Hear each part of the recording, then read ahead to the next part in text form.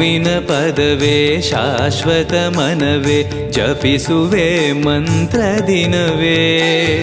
ತರುವಿನ ನೆರಳು ಕೊಡುವಂತ ಸುಖವು ಕೊಡುವನು ಕೃಪೆಯ ದಿನವೋ. ಗುರುವಿನ ಪದವೇ ಶಾಶ್ವತ ಮನವೇ ಜಪಿಸುವೆ ಮಂತ್ರ ದಿನವೇ. ತರುವಿನ ನೆರಳು ಕೊಡುವಂತ ಸುಖವು ಕೊಡುವನು ಕೃಪೆಯ